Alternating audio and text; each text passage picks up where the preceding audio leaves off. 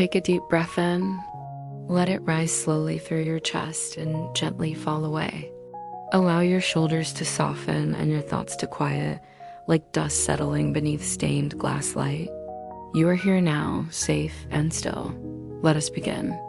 Our story begins in the mist-veiled city of Isaline, where the river once whispered stories beneath arched stone bridges and lanterns floated on silent water. In the heart of the city stood a cathedral that had not sung in 100 years. No bells, no sermons, no footfall of clergy or choir. Its spires reached into the gray sky like frozen prayers, and ivy crept slowly across its walls, as if the earth itself were tucking the building in to sleep. The townspeople called it the Sleeping Cathedral, though none could remember when exactly it had fallen silent. Some said the final bell rang on a winter morning when the snow refused to melt.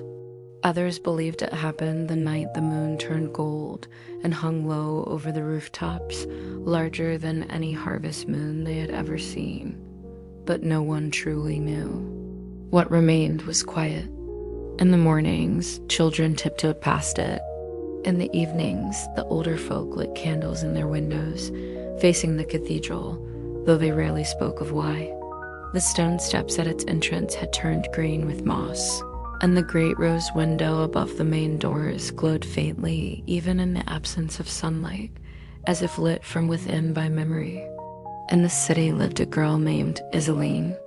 She was a quiet sort, the kind who noticed the way dew lingered on petals and how ivy leaves turned toward the sound of water. She worked at the bookbindery near the south gate, where her days passed between pages and threads, repairing worn spines and carefully pressing gold leaf into faded titles. One afternoon, while sorting through a box of donated volumes, she came across a leather journal with no title. Its cover was soft from handling, and the corners were bent. Inside were sketches of the cathedral, dozens of them. Some drawn from afar, others from angles that no longer existed. The arches had different carvings.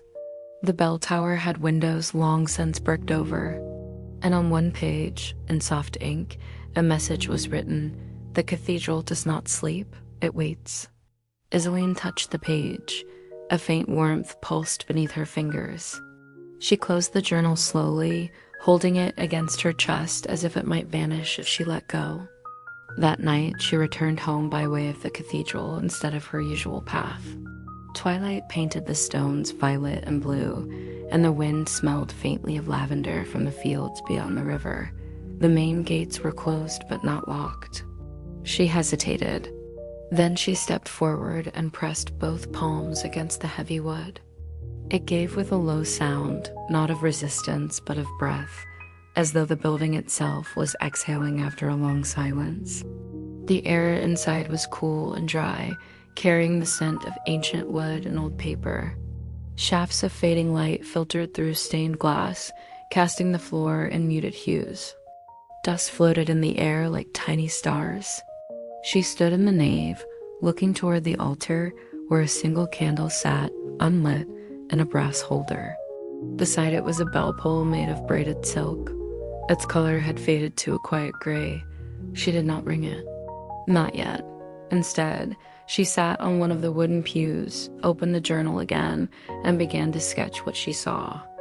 Each line steadied her breath. Each shape reminded her that even stillness had a story. As the cathedral darkened around her, the last of the light catching the edge of the rose window, she felt a hum in the stone beneath her feet. Not a sound, a feeling, a memory rising like mist. She closed the journal, stood slowly, and whispered, "I see you." Then she stepped outside and let the door close behind her. Tomorrow, she would return. The cathedral was not asleep. It was beginning to remember. Take a gentle breath in. Let your chest rise and fall like a tide returning to shore. The light around you softens now, like lace unfurling in morning air. Let your thoughts drift slowly, calmly, as we return to Isaline. Isaline returned to the cathedral the next morning, walking with the journal tucked beneath her shawl. The early light caught on frost along the rooftops, and chimney smoke rose like lazy ribbons. Few people were about, and those who passed her nodded politely, but did not meet her eyes for long. It was as if they sensed where she was going and preferred to keep their distance.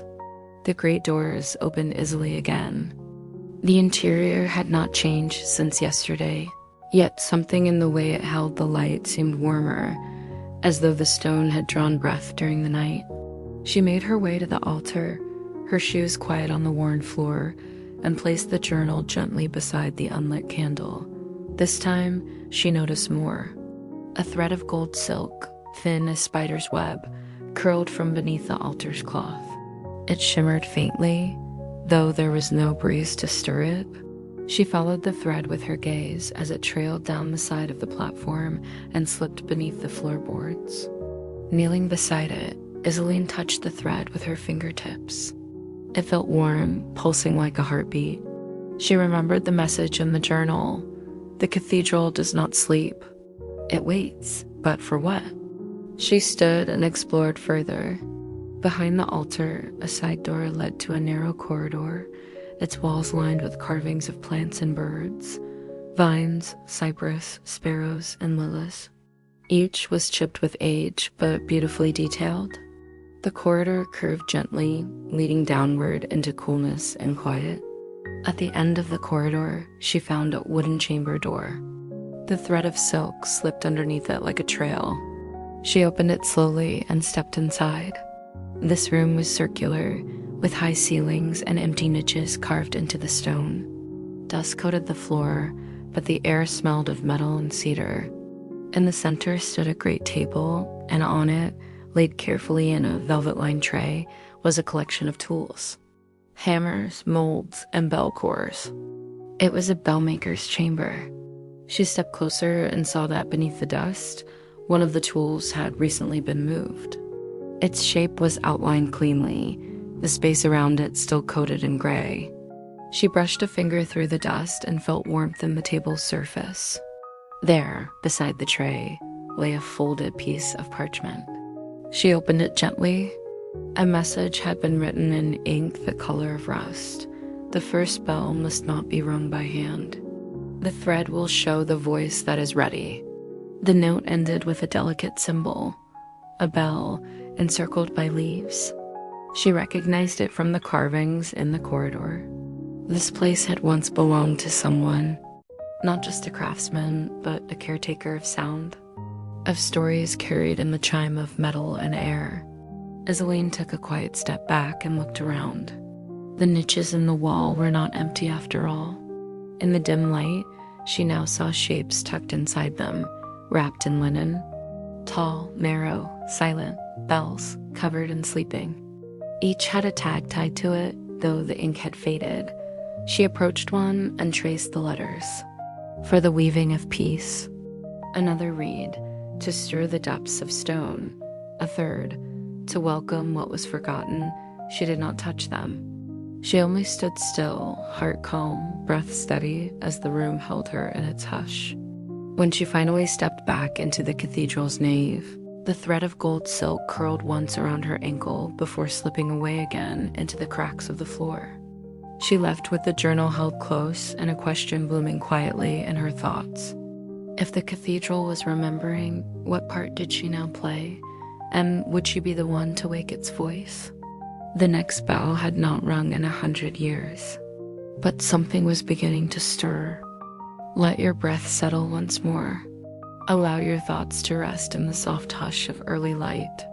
Picture the scent of parchment and polished stone, the faint hum of memory in the air. The cathedral awaits. Let us return. On the third day, Isaline arrived just as the clock tower across the square struck 7. Its chimes echoed softly through the streets, blending with the hush of dawn.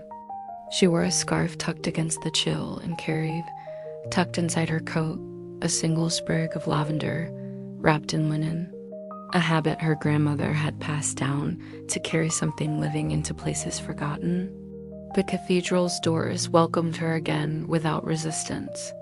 Dust swirled as the light slipped in. The golden thread from the altar was waiting, coiled like a question at the edge of the first pew. This time, it moved as she stepped forward. It trailed ahead slowly, almost thoughtfully, weaving between the stones of the floor, leading her past the nave and into a smaller corridor she had not seen before. The passage was narrow, barely wide enough for her shoulders, and the walls were painted with delicate images. Not saints, but figures in cloaks carrying scrolls and instruments. Some held books, others held bells. One had a rose balanced gently on her palm. At the end of the corridor was a narrow wooden stair. It wound downward into coolness, and the sound of her footsteps echoed faintly as she descended. The air was damp but not heavy, carrying the scent of mineral and candle wax. She emerged into a chamber lit by soft lanterns, their flames dancing behind glass. It was circular, with stone shelves built into the walls, each shelf holding a small box or carved container. In the center sat a round table of pale wood, and at that table sat a man. He was old, though not fragile. His white beard was trimmed neatly, and his robe was the deep gray of twilight. He looked up when she entered, but did not seem surprised. "I wondered when you would come," he said, his voice quiet as folded linen. Isaline paused. "I followed the thread," she said simply. He nodded once, as if that were enough. "I am the keeper of keys," he told her, resting his hand on the table's surface. "This cathedral does not wake easily nor quickly. It remembers through people, through those who carry silence with care." Isaline stepped closer and took the seat opposite him. "Why me?" she asked. "Because you listened," he said. "And because you saw the thread." He reached beneath the table and pulled forth a slender wooden box. When he opened it, there was no sound, only the glint of brass. Inside were keys, dozens of them, each shaped differently, etched with patterns like vines and stars and waves. Some were smooth as river stones, others curled at the edges like the arms of ferns. He selected one, no larger than her thumb, and placed it gently in front of her. "This opens the bell tower," he said. "It has been waiting." Isaline picked it up. It was warm. "When I open it," she asked, "will the bells ring?" The keeper shook his head slowly. "Not yet. The bells wait for their names. Until they are known again, they will remain still." She remembered the names she had seen carved in the bellmaker's room. Not names of people, but of purpose.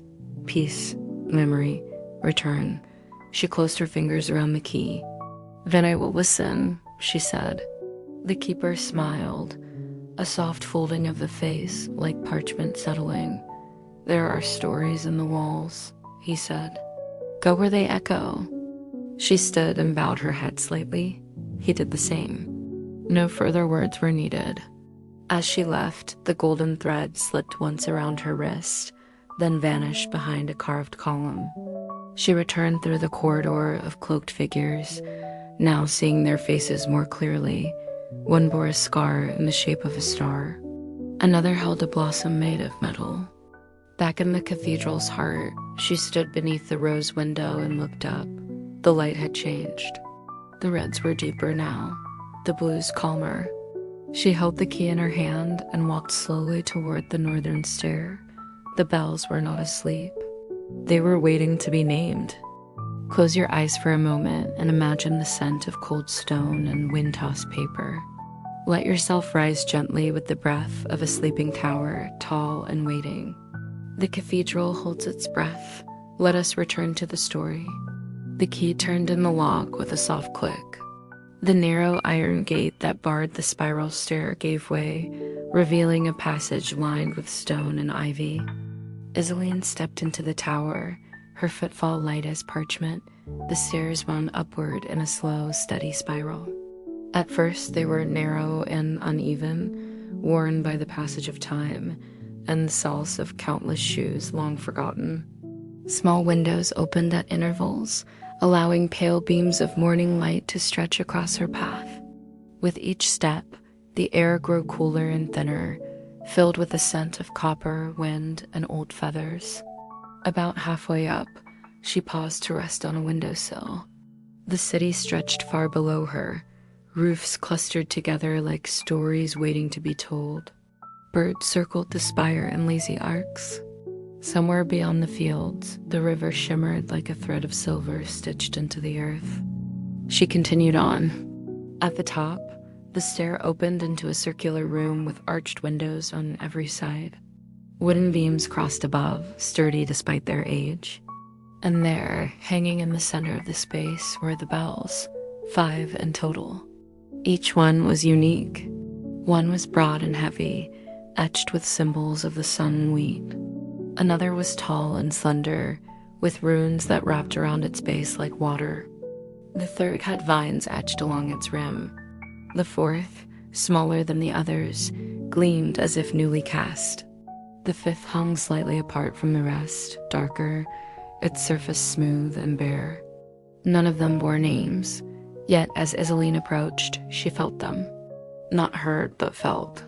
Like the way one senses a room after someone has just left, or the air just before a storm. The golden thread wound its way into the tower, curling up the leg of one of the beams, then circling the smallest bell. It shimmered briefly, then faded. She stepped beneath that bell and looked up. Its shape was gentle, its metal slightly dulled by time, but her heart stirred as if she had found something she had once lost.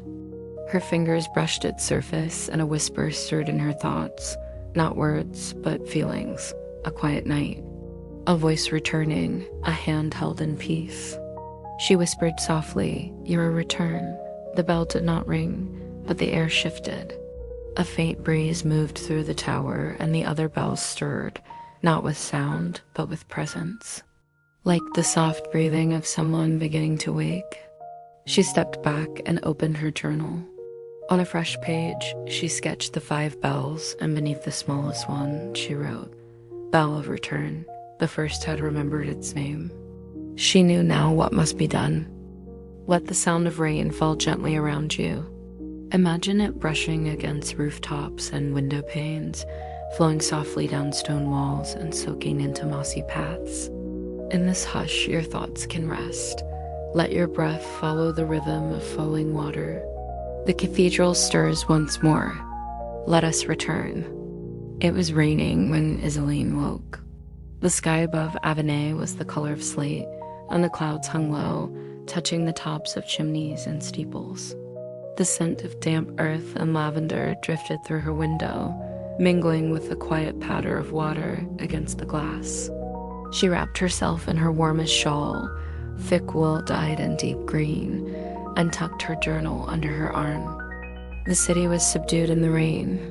Cobblestone streets shone like polished mirrors. Flower carts were covered in tarps, and shopkeepers lingered beneath awnings.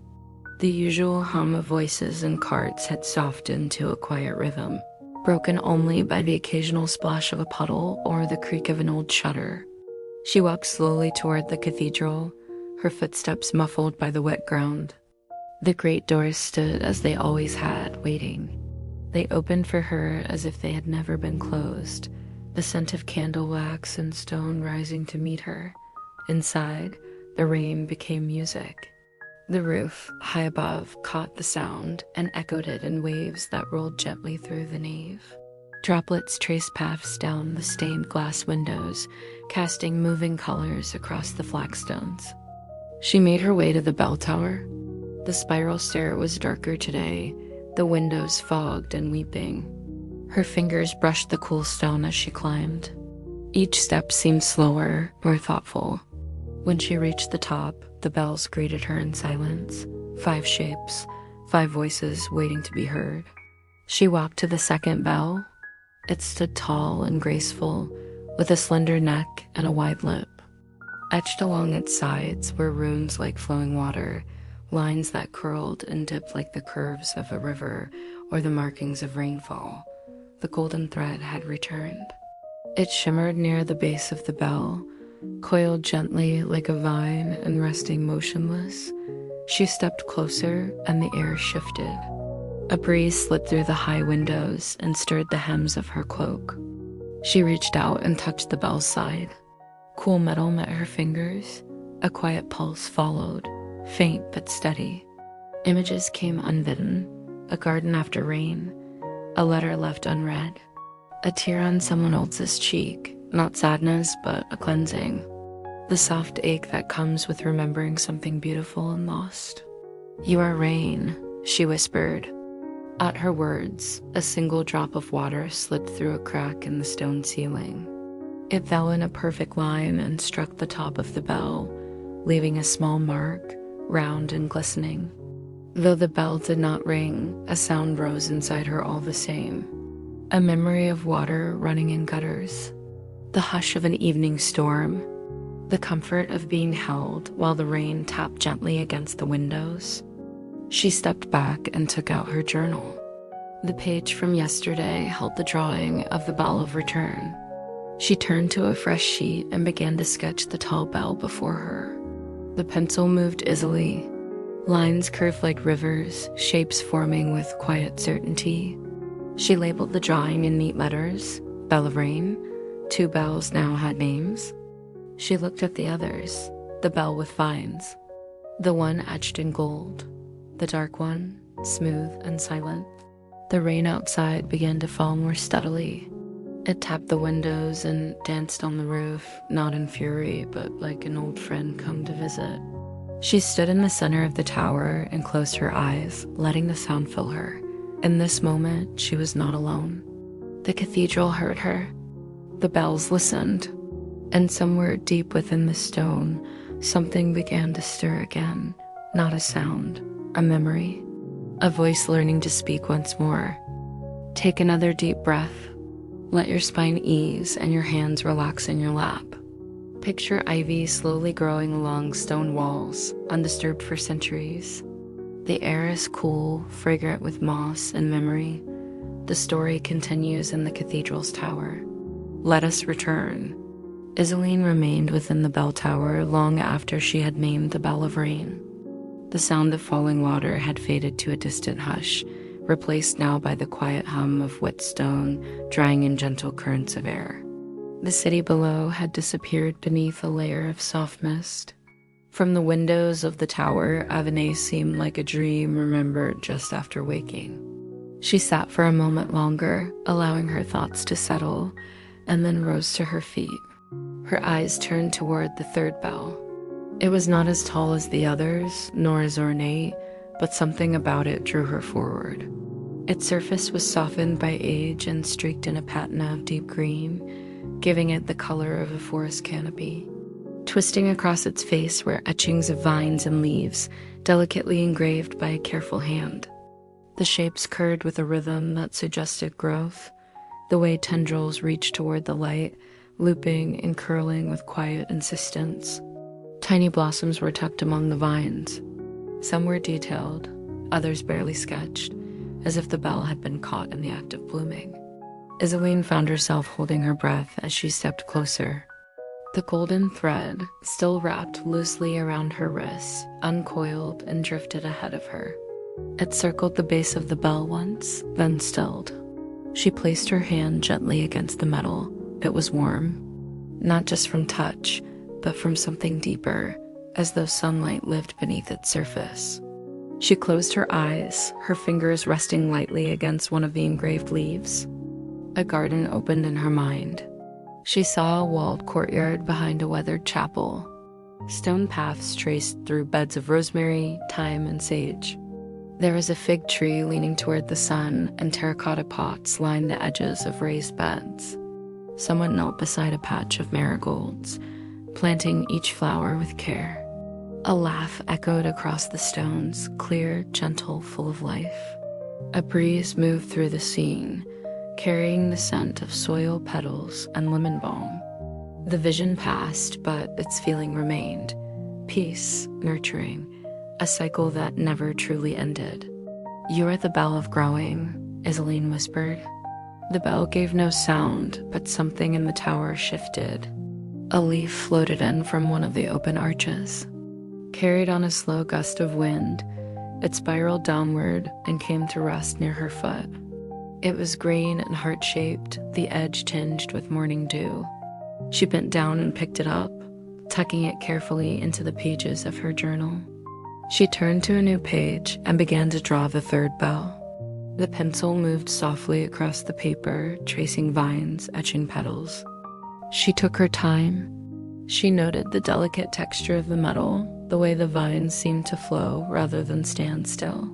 When she finished, she labeled it clearly, Bell of Growing. 3 now had names. She looked at the remaining 2. The 4th bell shimmered faintly in the dim light. Its surface was free of rust and vines. It looked untouched, as if no years had passed at all. It had an air of waiting, not silence. The 5th, darker than the others, still stood apart, almost shy in its presence. Its surface was bare, and its voice had not stirred. Isaline sat again on the bench near the window. From here, she could see how high the tower truly stood. The rooftops of Avonay spread out below like rows of books, each one a story waiting to be read. Trees formed green veins between homes and squares, and the river beyond flowed in gentle curves. She rested her hands on her lap and listened. The bells did not speak aloud, but she felt them. Each one seemed a chapter of something larger. Not just history, but memory itself, bound in metal and silence. The cathedral did not shout. It remembered in whispers, and leaves drifting in through a window, and names rediscovered after centuries of quiet. Outside, the rain returned, light and steady. Isaline leaned back and let it sing to her through the stone. The bells were waking, and she was not alone in the remembering. Sink into stillness. Let your mind walk slowly through corridors lined with old stone. Let your thoughts move like candlelight flickering along the floor. The bells remember. The cathedral holds each breath. Let us return. It was late in the afternoon when Isaline rose from the bench. The bell of growing had left her with a calm, grounded feeling, as if her steps now grew from roots instead of restlessness. She placed her journal carefully into her satchel, slipped her shawl around her shoulders once more, and stepped toward the 4th bell. This one was unlike the others. It gleamed faintly, even though no sunlight reached this part of the tower. Its metal shone like silver polished by memory, not by hand. There was no dust on its surface, no vines, no fingerprints of time, and yet it was old. That much was certain. Older, perhaps, than the others. It had an untouched quality, like a jewel buried in sand. As she drew near, the golden thread moved again. This time it rose quickly, circling the bell in 2 slow spirals before stretching outward to her. It hovered for a moment in the air between them, then sank gently to the floor. She placed her palm against the bell. There was no warmth or coldness. Instead, she felt a pulse, like a heartbeat, soft and deep, coming from somewhere far away. Her breath caught. Then came a vision, a hall filled with light. She stood at one end of it, surrounded by hundreds of candles. The walls shimmered with white and gold. At the far end stood a robed figure with a lantern held aloft. Voices sang, not words but tones.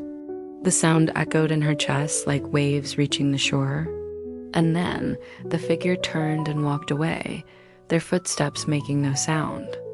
She followed, passing between arches that shimmered like glass.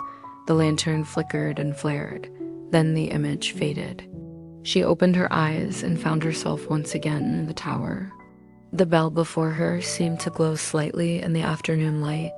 Not brightly, but enough to remind her of something precious, something once lost but never fully forgotten. "You are the bell of light," she said aloud. The wind rose in answer. A beam of golden light broke through one of the high arches and touched the bell's rim for just a moment, as if in response. Dust motes danced in the air like fireflies. She knelt, pulled her journal from her satchel, and opened to a fresh page. The 4th bell was drawn with particular care. She noted the perfect surface, the way it stood as though lit from within. Around it, she sketched faint rays extending from its shape.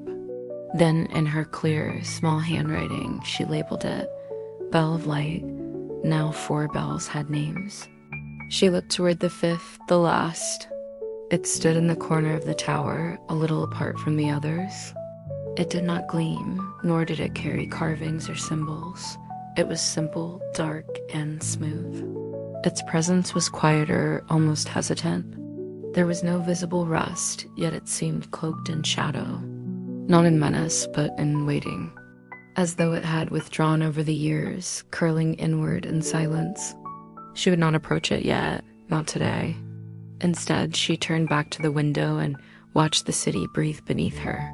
Smoke rose in thin threads from chimneys. Children ran across narrow bridges, chasing each other in the golden light. A pair of doves perched on a nearby ledge, heads tilted toward one another. The river, far in the distance, reflected the sun like a blade drawn across the land. She rested her chin on the windowsill. The bells were no longer just pieces of history. They were voices, each with a story. And somehow, by remembering their names, she had begun to wake the cathedral. Not with noise, but with attention. With care. With the intention to listen. As twilight drew its blue veil over the city, Isaline rose. She placed one hand briefly on the bell of light, gave the others a soft glance, and then began her descent down the spiral stair. Her fingers brushed the stones as she walked, feeling the same pulse that ran through the bells, a current winding through the cathedral like a stream. Outside, the air was cool and sweet. She would return tomorrow. There was still one bell to name, and one last secret waiting in the silence. Let your shoulders relax. Let your breath slow, like leaves falling through air. You are once again within the cathedral's stillness, high in the tower, among voices that do not speak with sound. There is one bell left.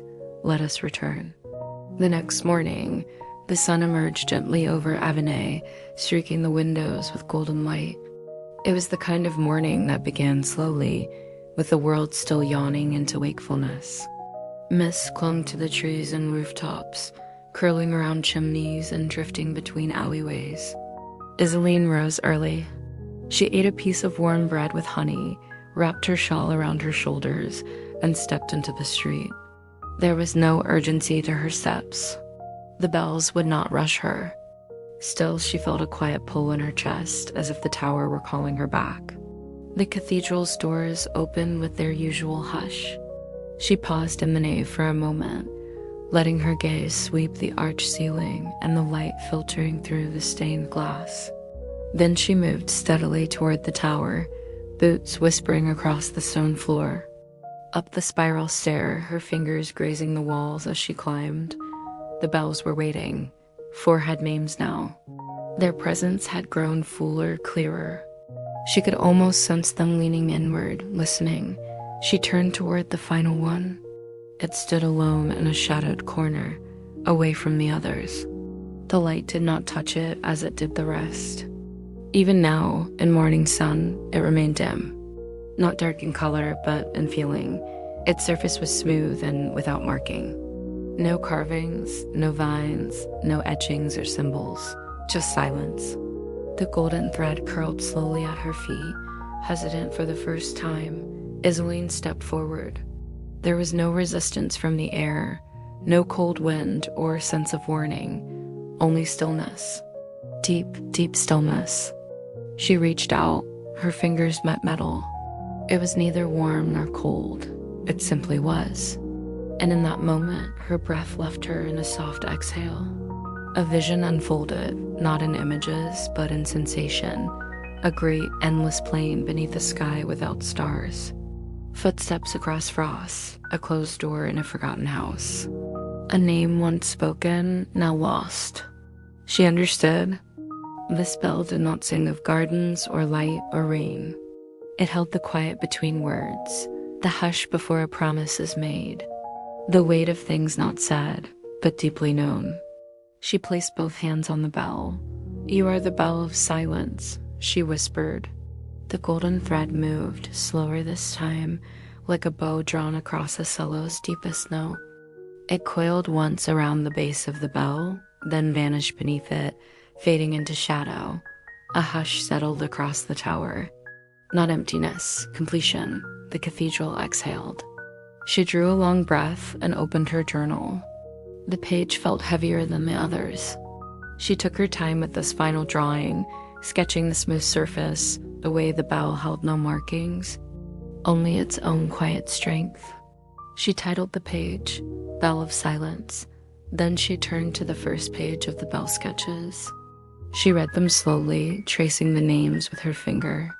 Bell of return, bell of rain, bell of growing, bell of light, bell of silence. The bells stood in a soft arc around her, all 5 named. And yet something else stirred. Not urgency, but invitation. As though, with their naming, something deeper had been unlocked. The air around her shimmered slightly, like heat rising from stone, though the tower was cool. She looked around, expecting something to appear or shift, but nothing moved. Still, the feeling remained. The work was not finished. But the first part of it was. She gathered her journal, stood in the center of the tower once more, and bowed her head. "Thank you," she said softly. Whether to the bells, the cathedral, or the memory that had carried these names forward, she did not know, but the words felt right. And somewhere in the high arches above, a single note rang out. It was not a bell. It was the hush that comes after a secret is spoken, and it lingered long after she descended the stairs. Settle in gently. Let your breathing follow the hush of ancient stone. Let your thoughts walk slowly, the way moss grows over brick. The bells have names now, but the story, like the air beneath vaulted arches, continues. Let us return. When Isaline returned to the cathedral the next morning, something had changed. The air within the nave was lighter.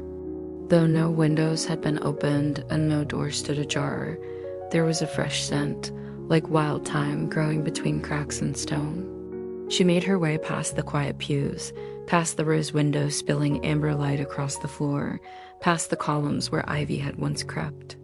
At the base of the bell tower, she paused. She expected stillness, but instead, she felt a pull, not upward toward the bells, but downward, toward the floor. She stepped back and looked carefully. There, beneath the platform where the spiral stair began, was something she had not noticed before. A seam in the stone, almost invisible unless the light hit it just right, that formed a square. A trapdoor. The stones around it bore faint carvings, now partially obscured by time and soot. Her fingers traced a faded mark that resembled a crescent moon tucked between vines. The golden thread stirred. It slithered from her wrist and coiled slowly over the trapdoor's seam. With a soft pulse, the edges lifted. The door opened with a sigh like wind brushing fallen leaves. A shallow stair led downward into shadow. Isaline hesitated, then drew her lantern from her satchel. It had only a small candle, but its light felt steadier in her palm. She descended carefully, her hand grazing the wall for balance.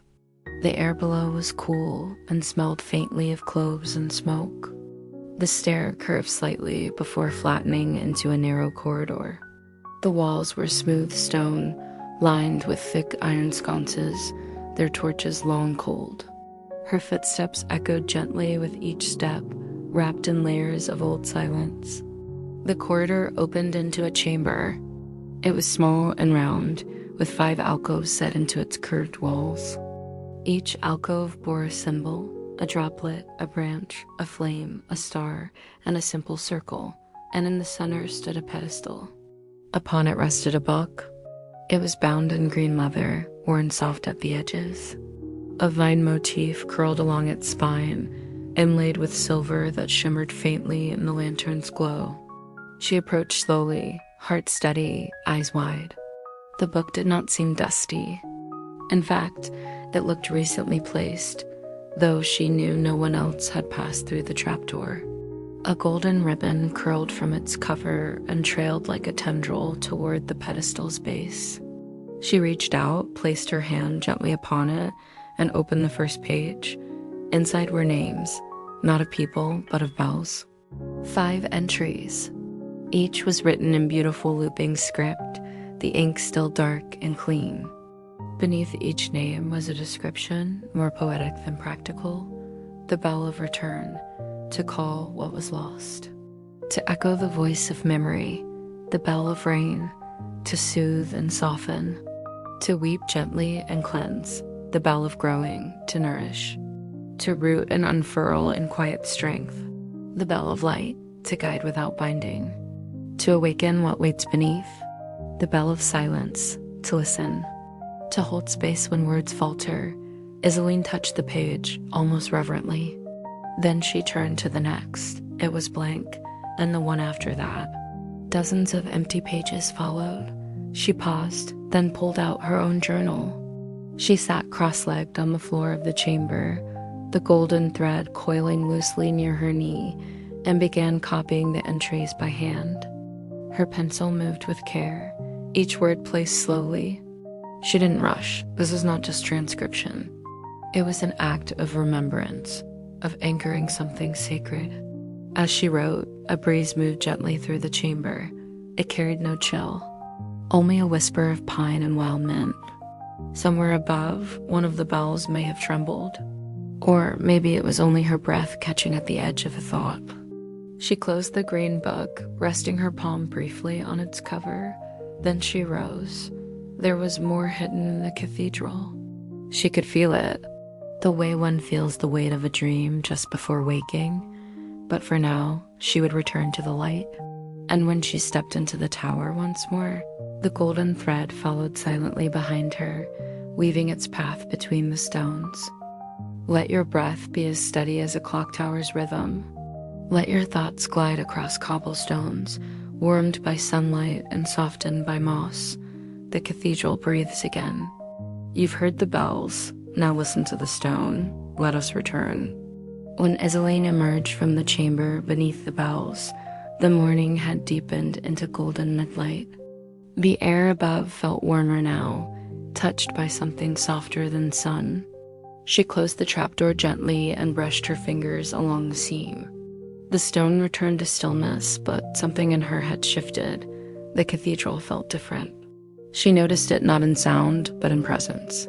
The long shadows cast by arches seemed more delicate, almost tender. Her boots moved without echo now. The silence was no longer heavy. It had become a companion. She stepped toward the nave, letting her hand trail along the wall's stonework. Her fingers stopped on something strange. A slight indentation in the wall, barely visible beneath an old tapestry. The fabric hung stiff with age, woven with shades of forest green and crimson. She lifted it carefully and revealed what looked like a carving. It was an old door, sealed, narrow, carved directly into the wall. Its frame was shaped like an archway, but the passage had been filled with stone long ago. The carving that caught her attention was just above the center. A bell, not one of the 5 she had seen. This one had wings etched at its sides, and below it was a figure kneeling beneath a tree. The golden thread stirred at her wrist. It brushed against the door once, then stilled. She stood in silence for a long while, gazing at the sealed passage. There was something beneath it. Not physically, perhaps, but emotionally. A waiting like the stillness of earth before a sprout breaks through. She reached into her satchel and retrieved her journal. She began to sketch the carving, taking care to note the curve of the bell's wings and the strange expression on the kneeling figure. The tree's leaves looked as though they were in motion, and tiny stars dotted the space above the branches. She titled the page, "The Sealed Passage." As she closed the journal, a whisper stirred behind her. She turned quickly, expecting to see someone, but the cathedral was empty. The sound had come not from a person, but from a crack in the far wall. She walked toward it slowly. There, just beneath a stained glass window, a small fissure had opened in the stone. A faint breeze stirred the dust at its base. No light emerged from it, only the sense of something breathing beyond. She knelt and pressed her ear to the wall. There was no voice, but she heard rhythm, not like music, not like wind. It was more like a pulse. a steady, slow thrum, as though something ancient stirred beyond the cathedral's edge, a presence. Not frightening, but vast. She drew back, her heart steady. She looked once more toward the sealed doorway, then turned and made her way to the western chapel. It was one of the smaller wings of the cathedral, often forgotten, yet it held the most light. A round window there was carved with symbols of planets and stars, their lines delicate and patient. The benches were covered in dust. She sat anyway, feeling the worn wood beneath her, and opened her journal again. The page after the sealed passage remained blank. She titled it, "The Breath Behind the Wall." And then she began to write, not in sentences this time, in fragments and phrases, and things she felt more than understood. Wings on stone, a bell that does not ring, a door no longer a door, a figure that kneels without name, a wind with no source, a rhythm older than sound. She did not know if these were clues or just echoes, but she knew they mattered. She closed the journal slowly and looked out the high windows. The sky had shifted, not darkened, but deepened, like ink added to a bowl of water. Something was moving in the edges of things, and somewhere far below the cathedral, or perhaps far above it, the bells waited, not to be named, but to be remembered again. Let the silence hold you. Let your thoughts stretch across stone halls and through arches drawn in starlight. Breathe as though you are a candle burning slowly in a quiet room. The cathedral watches, listens, remembers. Let us return. Isaline remained in the chapel as twilight unfurled across the sky. The round window above her caught the dimming light, sending pale silver circles onto the floor. She studied the symbols etched around its rim again. They were not just planets. Some were stars she knew by name. Others were shapes she didn't recognize, points arranged in constellations that no current chart recorded. She stood and moved closer to the window, tipping her head back until her nose nearly touched the cool stone. In the center of the glass was a single circle framed with a ring of flame.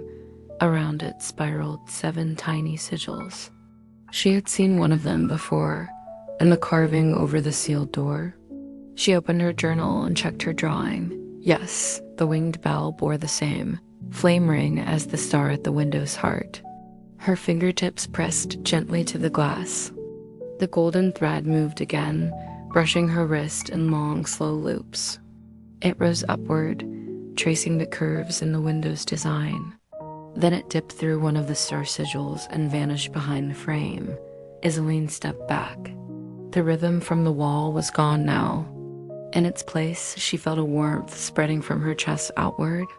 Not heat exactly, but a glow. As if some long dormant memory was beginning to stir. She turned and left the chapel, walking slowly through the darkened nave. Candles in small wall niches had been lit by the caretakers at some point in the afternoon, and their light flickered in tiny pools across the walls. Her steps led her without thought back to the bell tower. She did not climb it this time. She stood at the base beneath the 5 bells above and looked upward. The sound she had felt earlier, the slow thrum beyond the wall, was not gone. It had changed. She could now feel it in her ribs, in her spine, in the air between her fingers. It was not one sound. It was 5. Each bell had begun to hum. Not out loud, not in vibration, but in memory. Their names shimmered in the air like music remembered after a dream. Return, rain, growing, light, silence. Each name carried a tone, though note had been struck. They encircled her like warmth from a hearth, like shadow beneath a tree. She closed her eyes, and the vision came. She stood on a rooftop beneath a sky filled with stars. The cathedral stood behind her, silent and tall, its windows glowing faintly. But across the sky, the stars pulsed in strange patterns. They blinked in rhythms she did not understand but recognized. Each pattern felt like a question. And in her hands, she held a lantern. It was not lit. She raised it slowly. A bell rang far in the distance. The the lantern glowed, the stars shifted, and the vision broke. She opened her eyes slowly and steadied her breath. The bells had quieted, but their message had lingered. There was something beyond even them, a truth wound tightly into the cathedral's bones, hidden behind locked doors, beneath carvings, and between seams of stone. She had touched parts of it already. The secret had begun to unfurl. She took her journal from her satchel and sat once more on the first step of the bell tower. There, she wrote a title across the top of a fresh page, "The Echoes Between Stars." She did not draw this time. She simply wrote, not to explain, but to remember. There is a rhythm not heard but felt, a lantern that does not light unless called by name, a sky that listens, and a bell that never rang. The cathedral is not only built of stone, it is built of time, waiting, and forgotten light. The page remained unfinished. She closed the journal, then looked up through the archway where the tower opened to the sky.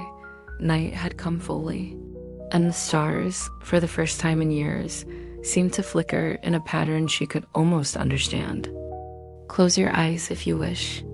Let the night wrap gently around your shoulders. Let each breath carry you further inward like moss curling along forgotten stone. The cathedral is dreaming. You're a part of its dream. Let us return. The next day arrived beneath a pale gray sky, thick with low clouds and the promise of quiet rain. Isaline made her way to the cathedral once more, her shawl drawn tightly, her boots brushing through damp leaves that had begun to gather along the stone path. She carried no satchel this time, only her journal. The golden thread moved loosely around her wrist, relaxed, as though content to follow wherever she would go. Today, she had no exact plan. No hidden door to search for, no new bell to name. Only a sense of softness in her chest, and the feeling that something within the cathedral waited to be noticed, not found. She entered through the western side, a smaller door. It creaked with gentle age, and the scent that greeted her inside was different from before. It smelled like rosemary and crushed petals. She paused and looked around. She had not been in this hallway before. It curved slowly like a river, its walls rougher, less polished than the central nave. The stones here bore moss along their seams. There were no windows, but the air glowed faintly with light that came from above, filtered through thin gaps in the high stonework. The corridor ended in a low archway, and beyond it lay something she had not expected. A garden, inside the cathedral. It was not grand, nor perfectly arranged. A small square of earth sat between crumbling columns, overgrown but gentle. Vines had claimed one side of the wall, and a twisted olive tree grew from a mound of stone in the center. Beneath it bloomed pale flowers, soft as snowfall. The air felt warmer here, as if the very space had remembered the sun. Isaline stepped forward slowly. There was no sound but the hush of her breath and the quiet rustle of leaves in the faint breeze drifting down from the high ceiling. She knelt by the olive tree. Its bark was gnarled and cracked, but from one low branch hung something unexpected. A single silver chime, not a bell. A tiny wind chime carved into the shape of a leaf. It moved gently as she approached, swaying in a breeze she could not feel. She reached out and touched it with one finger. The chime rang softly, and with that sound, something shifted behind her. She turned. One of the columns had cracked. Not just with age. A thin line now ran down its surface, like a seam drawn in ink. The golden thread moved quickly now, curling toward the crack, brushing the stone once, then pausing. Isaline approached the column. At its base, nestled between roots, sat a small box. Wooden, worn smooth. She lifted it carefully. Inside was a folded paper and a single dried blossom, its petals still holding the faintest hue of lavender. She opened the note. There was no greeting, no signature, only a short message written in a hand that trembled slightly. The garden is the breath of the cathedral. Protect it when I no longer can. Isaline pressed the note against her chest for a moment, then folded it gently and placed it back inside. She looked once more around the garden. It had no doors, no candles, no benches or statues. Yet it felt holy. She sat beneath the olive tree and opened her journal. Across a new page, she wrote the words, "The garden inside the stone." Then she sketched the twisted tree, the chime, the pale flowers, and the cracked column. She included the box with its folded paper and single blossom. At the base of the drawing, she added a final sentence. Not all sanctuaries are made of words. Some breathe only in silence. The golden thread settled beside her in the grass, still and calm. She did not speak. She did not need to. For in the quiet shade of that secret garden, the cathedral was breathing. And it was enough. Let your body grow heavy like the thick velvet curtains in forgotten libraries. Let your breath settle, one page at a time. The story continues, soft as candlelight over old ink. The cathedral is turning another chapter. Let us return. Isaline left the garden slowly, her fingers brushing the twisted olive branches as she passed beneath them. The scent of rosemary clung to her shawl, and the golden thread followed her once more, quiet but alert. She retraced her steps back through the curved hallway, then paused at a fork she hadn't noticed earlier. To the right, the path curved back toward the nave. To the left, a stair wound downward. A thin rope cord hung across the stair with a small sign dangling from its center. The lettering had faded, but Isaline could still read it. Archivum Temporum. Archive of Times. She tilted her head slightly, then ducked beneath the cord and began to descend. The stairs were narrow, carved of limestone and worn smooth by countless feet.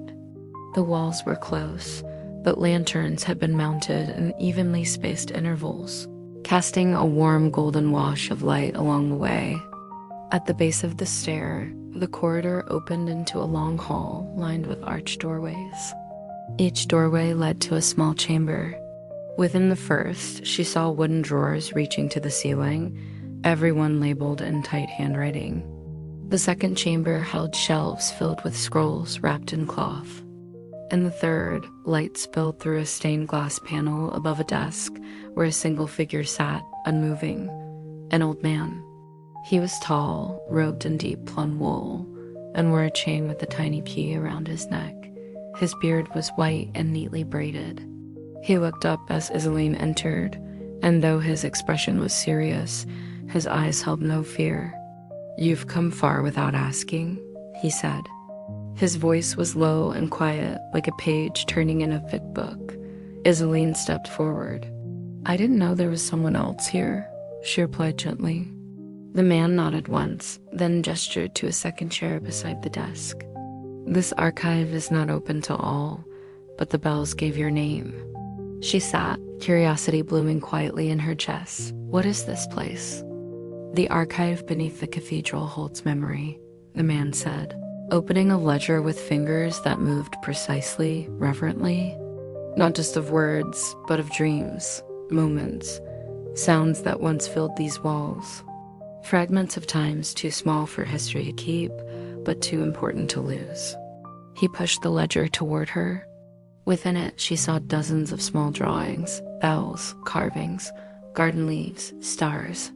Her heart jumped. She recognized her own sketches. He smiled faintly. "Your journal echoes here, as if the cathedral were tracing your lines in its sleep." Isaline looked up at him. "Who are you?" "I am called Archivist for now. Names shift in this place. Some call me Teller, others Keeper. I listen more than I speak." He rose slowly and moved to a cabinet along the far wall. From within, he withdrew a narrow scroll wrapped in deep green ribbon. He brought it back and laid it before her. "This is for you. It was written before you arrived, the cathedral knew." Isaline unrolled the scroll carefully. Inside was a map. Not of land or rooms, but of feeling. Lines moved like river paths, not geography. Dots marked places titled with phrases instead of names. Where the bell forgot its tone. Where the olive tree grew from grief. where the sky held a lantern unlit. Her hand hovered over the map's center. There, a spiral circled a place labeled, "When the Cathedral First Slept." She looked at the archivist. Is this a guide? In a way. It does not show where to go, only where meaning gathers. Some follow it and find echoes, some find only stillness. But both are needed. She rolled the map gently and tucked it into her journal. Then she looked at the archivist once more. What do you think the cathedral remembers? His answer came with no pause, everything that was whispered with care. He reached into a drawer and retrieved a thin silver chime, nearly identical to the one she had found in the garden. He handed it to her. For the next door you must pass through. It will not open with a key, only with sound gently given. Isaline stood. Thank you, she said, her voice soft. You're not leaving, he replied. You're listening. Let the air around you be still. Let your hands rest in your lap like fallen petals. Let the hush of forgotten knowledge settle over your thoughts like snow on an empty courtyard. The cathedral is leading you to a door. Let us return. Isaline walked slowly through the passageways of the archive, the silver chime cradled in her hand. Its soft weight grounded her as her boots clicked gently on the ancient stone. Though she passed many rooms, some holding scrolls, others full of dust-covered shelves, she was not searching for anything in particular. The golden thread wrapped loosely now, curling behind her like mist. There came a moment when she paused before a plain wooden archway that looked far newer than the rest. It had no markings, no carvings, no lock, but the air in front of it was different. Still, expectant, she held the chime close to her chest and stepped forward. As her hand reached out toward the door, she felt the golden thread rise and coil upward. It did not pull her. It simply lifted, as if sensing something it could not touch. The door had no handle. Isaline stepped back and closed her eyes. The archivist's words echoed gently in her mind. It will not open with a key, only with sound gently given. She took a breath, then held the chime between her thumb and forefinger. She let it swing once. It rang, not loud, not sharp. A soft, silvery tone like water striking the edge of a glass. And with that, the door unlatched.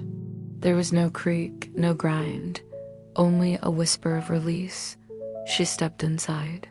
The chamber was lit from above by a tall slit in the ceiling, through which moonlight filtered in long, pale beams. The space was round and bare except for a circle of carvings etched into the floor. The patterns formed a ring of symbols.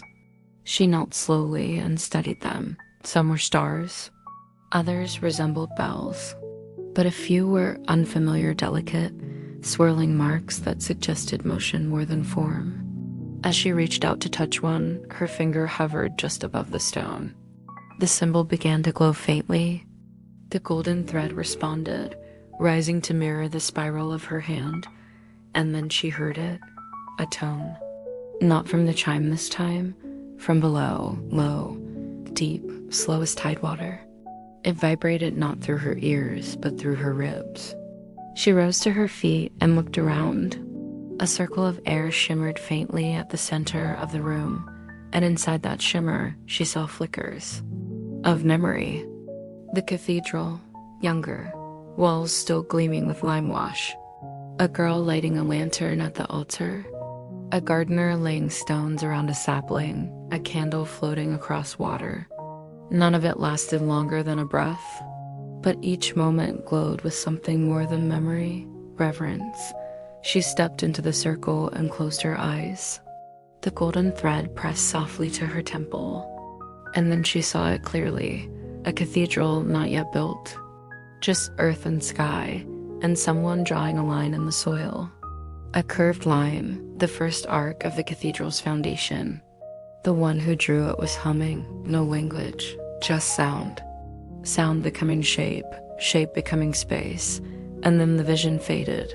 She was back in the chamber, the shimmer had stilled, but something remained.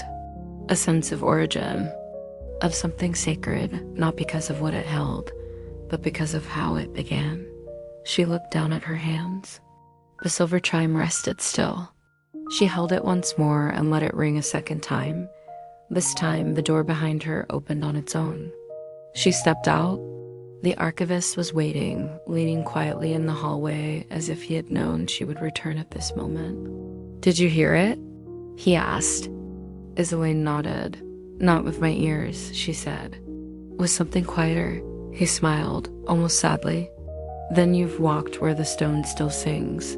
She returned the chime to him, but he shook his head. "You'll need it again." The cathedral is not done speaking. Isaline tucked it into her coat. She did not ask where to go next. She simply followed the golden thread, now pulling her not with urgency, but with care, as though it too had heard the singing. Settle yourself like dew resting on grass. Let each breath fall gently, like the hush that follows the toll of a distant bell. The cathedral lies still above, but something deeper stirs below. Let us go quietly together. Isaline followed the golden thread as it slipped ahead of her, weaving down a stone passage far narrower than the rest. The air grew cooler, and the scent of lichen and damp stone filled her nose. She had passed below even the level of the archive, beneath rooms that time had all but forgotten. The stone walls here were rougher, less carved by hand. Roots poked through the seams in places. A single lantern had been left burning in a bracket on the wall, its flame faint and flickering. Ahead, a low arch opened into a chamber wider than she expected. The golden thread floated to the center of the space and stopped. Isaline stepped inside and paused. The floor was hollow. Not visibly, but she felt it. Each footfall gave a faint, almost imperceptible echo, different from the solid steps of the corridors above. She crouched and placed her palm flat against the stones. A thrum answered her. Slow, heavy, a single pulse that returned every few seconds.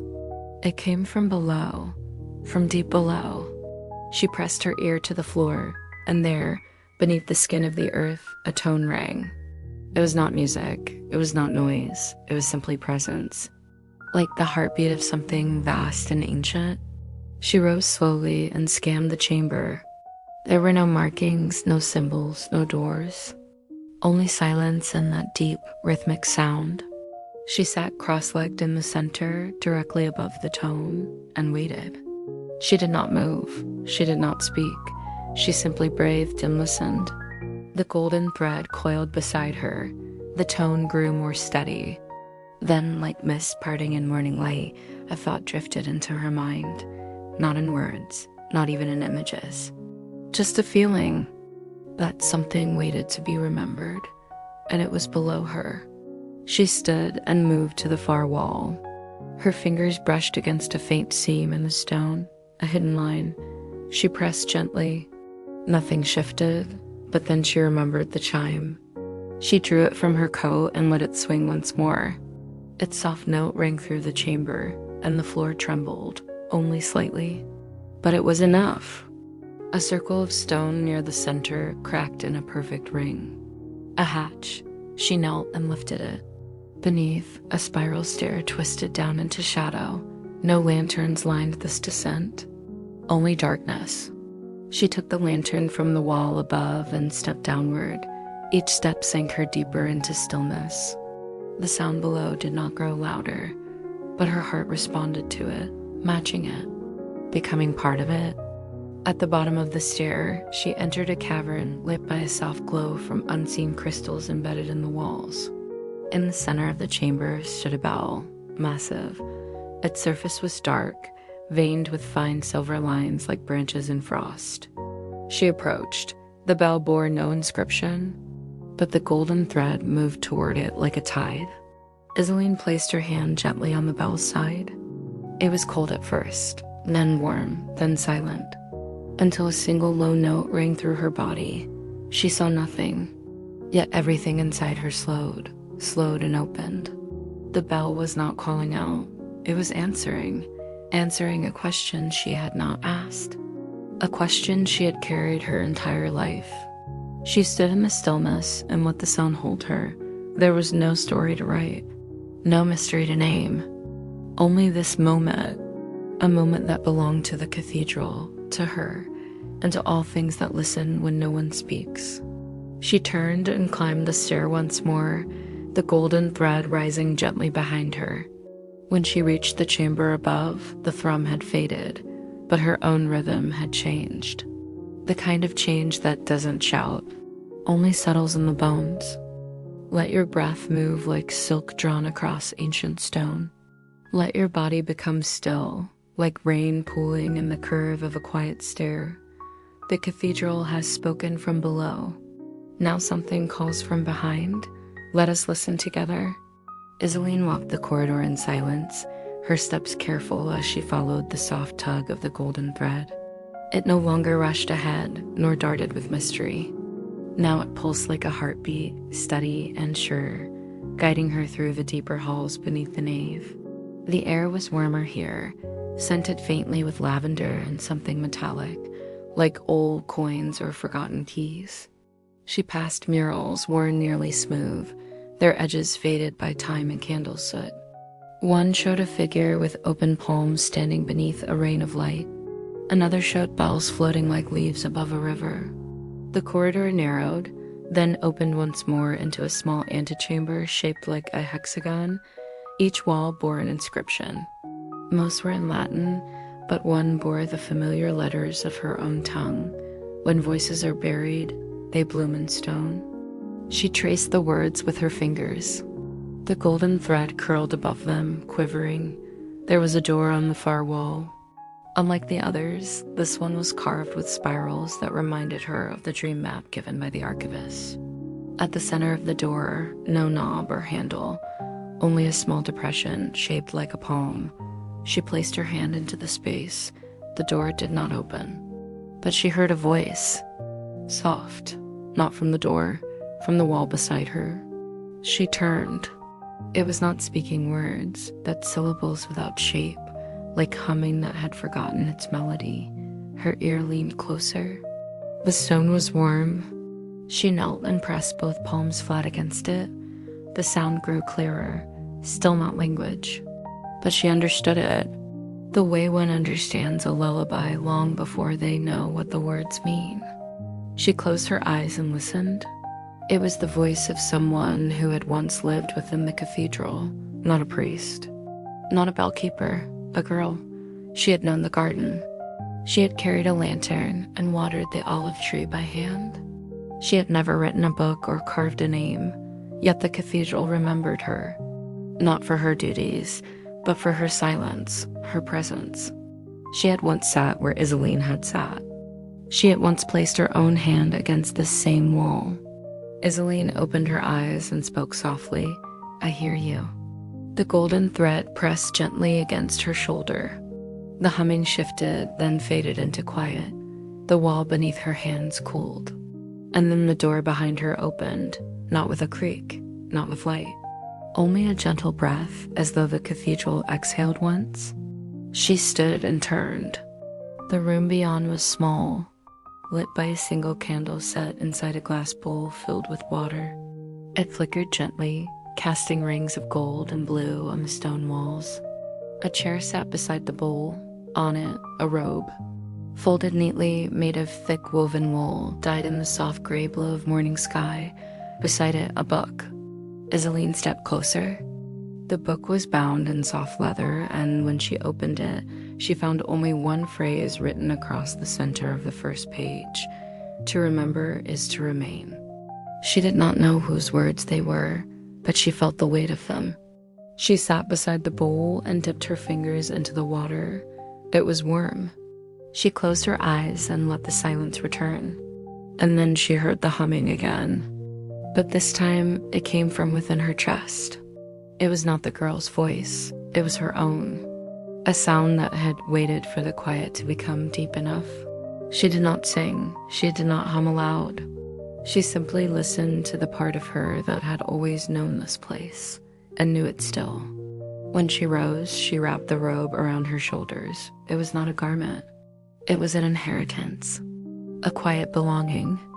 The golden thread circled her once, then stilled.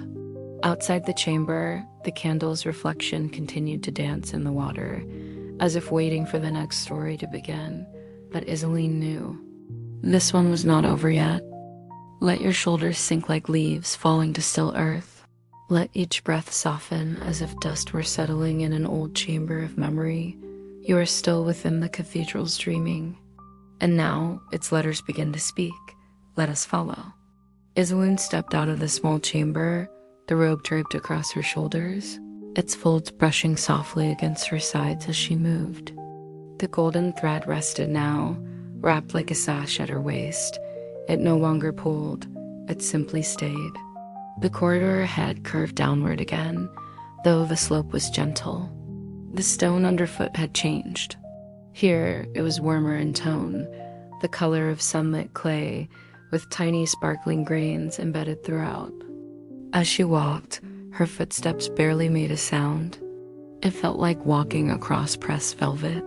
At the end of the corridor, she came to a wooden door already ajar. The hinges had no rust. Someone had been here recently. Inside was a study, small, square, with shelves built directly into the stone walls. Every shelf was filled with tightly rolled parchment, bundled into clusters with twine, silk thread, or braided fiber. Some were sealed with wax, others bore no seal at all. A single desk stood in the center of the room, carved from pale wood. A candle sat upon it, unlit but whole. Next to the candle was a letter, not folded, not hidden, opened as though waiting to be read. Isaline approached and gently lowered herself into the chair. She read aloud softly, her voice filling the still air. To whomever finds these words, I write not for history, but for the hush between its pages. I am called the bellkeeper, though bells no longer require keeping. The cathedral rings of its own accord now, in its own time, for reasons only it recalls. Still, I remain, listening. This is not a confession. It is a record of hearing. I have heard the bell before it tolled. I have heard footsteps with no echo. I have heard a child's laugh where none had stood for generations, and I have heard silence that answered back. Isaline paused. The ink was neat, but slightly faded, not recent, not ancient either, perhaps written a few decades ago. She continued, if you have found your way here, then you are a listener too. You are not searching for history, you are seeking presence. Take from this room not the scrolls or the stories, but the stillness that holds them. And if you hear the third bell, follow it without hesitation. That will be your path through. No signature, no date. Just those final words. Isaline sat back in the chair. The silence was different now. Not absence, anticipation. She rose and walked slowly to the shelves. She unrolled a few scrolls at random. Each one was different. Some were poems. Some were just single sentences. One read, "The garden remembers her hands." Another, "The tower was once taller, but the wind loved its corners too much."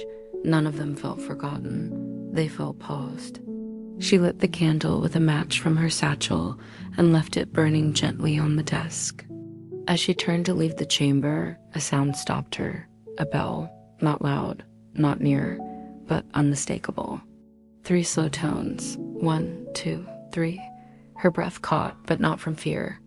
It was as if her body had been waiting for those notes her entire life. She stepped back into the hallway, which now pulsed faintly with gold light.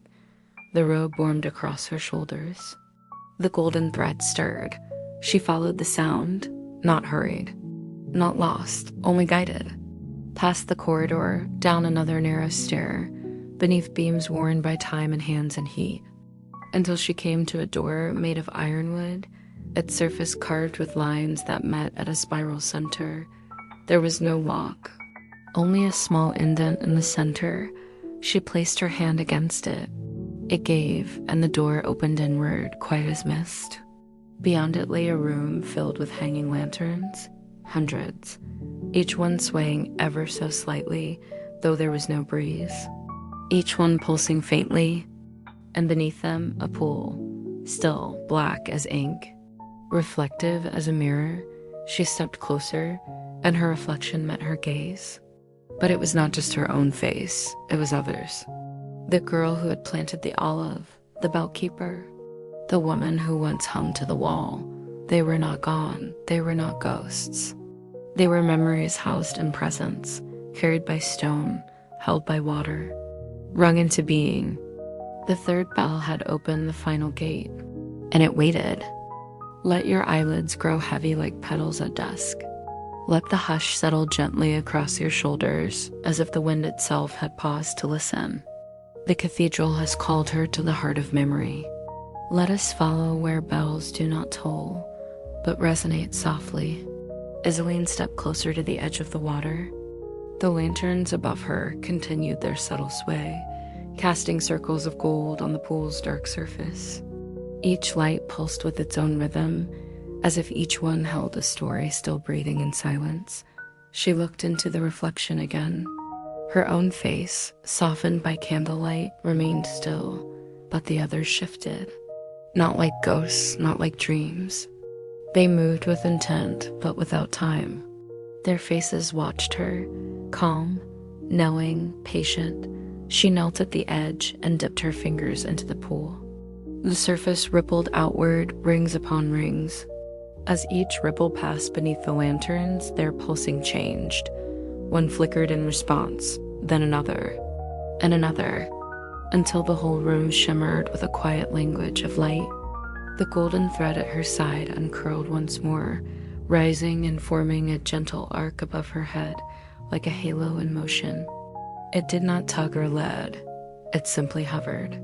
She took a breath and stepped into the water. It was not cold. It was perfectly still, as though it had not known motion for years. She waded slowly to the center. The pool was shallow, rising just to her knees, but the bottom could not be seen. It was as if the stone gave way to sky beneath the surface. When she reached the center, a low chime sounded not from a bell, but from the water itself. She froze. It sounded again, lower this time, wider somehow. Not louder, deeper. She closed her eyes. The chime returned, this time accompanied by a soft hum beneath it. The same tone she had felt in the chamber below, where the great bell stood sleeping in stone. She opened her mouth, but did not speak. She simply breathed, and the air responded. The water shifted, not rising, not swirling. Instead, from the center of the pool, a platform began to lift. It rose not through gears or magic, but through presence alone, as though the memory of movement was enough to awaken it. Upon the platform stood a pedestal. Atop the pedestal, a book, bound in midnight blue, trimmed in gold so faint it looked like moonlight frozen in thread. Isaline stepped onto the platform. The water did not stir beneath her. She reached out and opened the book. Inside, only the first page bore ink. The rest remained blank, waiting. The page read, "This is the room of resting echoes. To enter is to remember. To leave is to begin." Her fingers brushed the words. They were not written with ink. They had been impressed into the parchment, as if by breath. She closed the book and held it to her chest. The lanterns dimmed slightly, and a single tone rang again. This one she recognized. It was the bell she had heard in the dream chamber, the one buried beneath the earth. But now it came not from below, it came from within. She stepped back off the platform. The golden thread drifted ahead of her now, moving toward the far end of the chamber. There, a door she had not seen before now stood open. Beyond it, a staircase curved upward. She followed. With each step, she felt the tone deepen in her bones, like a memory that had lived too long in silence. The stairs ended at a small round landing. A single chair stood in its center, carved from oak, woven with simple cloth. A window, narrow and tall, let in moonlight. She sat, not to rest, but to listen. The golden thread unraveled fully, circling the room once before sinking into the floor like steam vanishing from stone. And then she heard them. The echoes, soft, layered, some full of laughter, some quiet with tears, some neither, only presence. Each one rested here as if stored in the cathedral's breath. And one by one, they faded into stillness, until only her own breath remained. She held the book tightly. The bellkeeper's letters, the voice behind the wall, the girl in the garden, they had all led her here, not for knowledge, not for prophecy, but for presence. She stood and turned toward the stairs again. She did not look back. There was still one more place the cathedral wished to show her, and it was waiting in silence. Let your breath fall like snow over ancient soil. Let your thoughts settle, not in sleep, but in peace.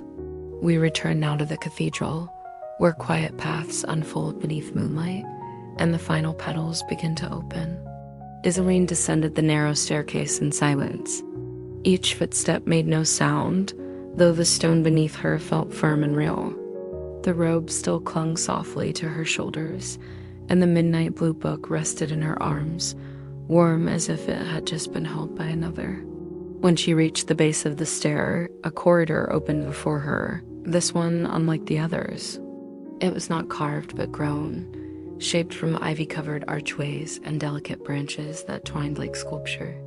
Vines curled along the stone, but not wildly. They had direction, they had care. Tiny blooms glowed faintly in clusters. Lavender, soft pink, moon-white. She moved gently between the arches, and the space slowly widened until she stepped into a circular garden, a garden underground, and yet moonlight filled it. No sky above, yet the air shimmered as if clouds were parting high overhead. In the center stood a tree, its bark pale gray like driftwood after long years at sea. Its branches were wide, heavy with translucent petals that resembled stone more than bloom. They caught the light and held it, not by reflection, but by memory, as though the petals remembered every dawn that ever passed above this place. At the base of the tree sat a bench of marble, aged but smooth. The golden thread shimmered faintly atop it, resting like a ribbon folded by loving hands. Isaline walked forward and sat down. A hush met her. Not silence, hush, the kind that only comes when the cathedral itself is listening. She placed the book on her lap and opened it once more. The blank pages had changed. Where before they were empty, now they held gentle sketches. The girl from the garden, laughing in the olive shade. The bellkeeper with her hood drawn low, pen poised above parchment.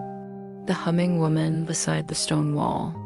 Even the archivist, hunched at his desk beneath books older than names. None of the pages held words, only moments. Drawn in strokes so delicate they seemed woven from memory, she turned the pages slowly. At the final page, there was a space. Blank, waiting. She reached into her satchel, drew the charcoal pencil she had kept from her first morning in the cathedral, and placed its point upon the page.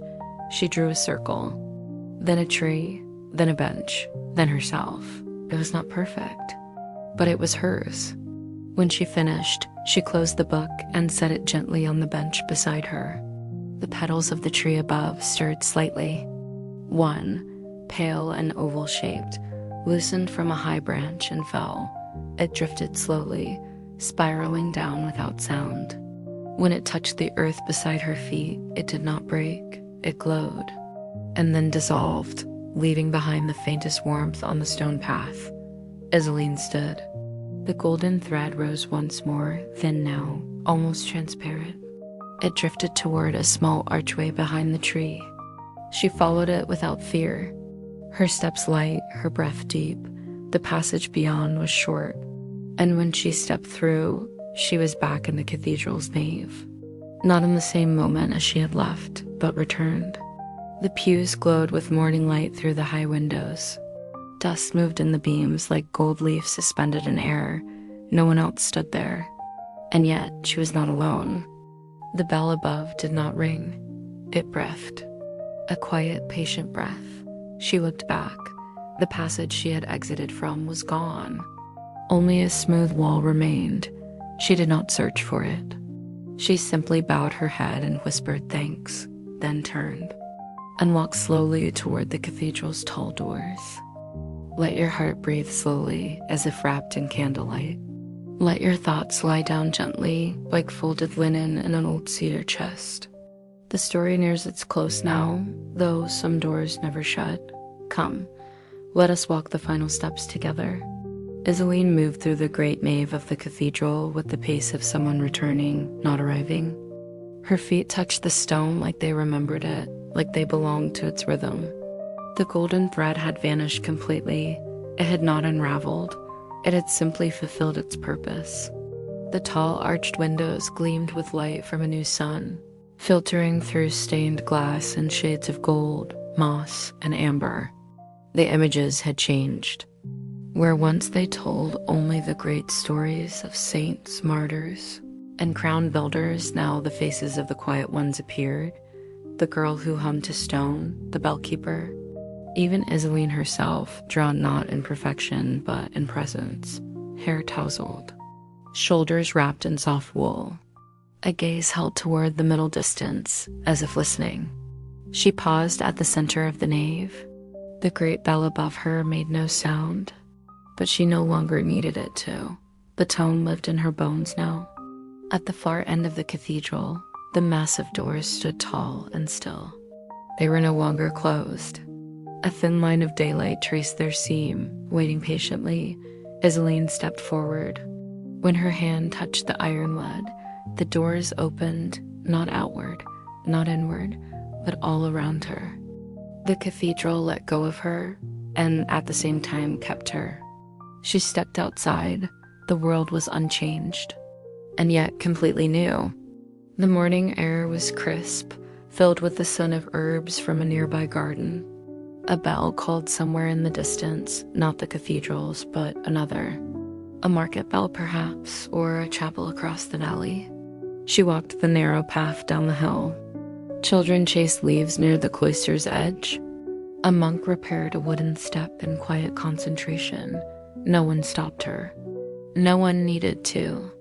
She passed beneath the great arch at the base of the hill and entered the small village.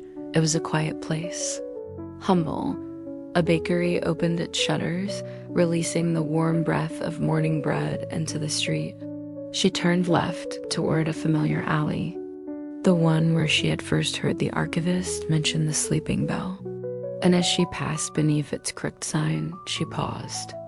There, painted small in a corner of the stone wall, was a symbol, a tree, with petals made of stone. She smiled and traced it lightly with her fingers. Then she stepped into the bakery, and the door swung closed behind her with a hush, not an end. A pause. A breath between stories. Epilogue. Beneath the bells, the story waits at the heart of the cathedral.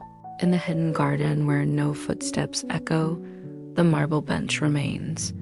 The midnight blue book rests quietly upon it, pages still. And every now and then, a petal falls from the pale tree above. It does not wither, it does not vanish. It simply glows where it lands. Until someone else arrives. Someone listening. Someone still enough to hear what stone remembers.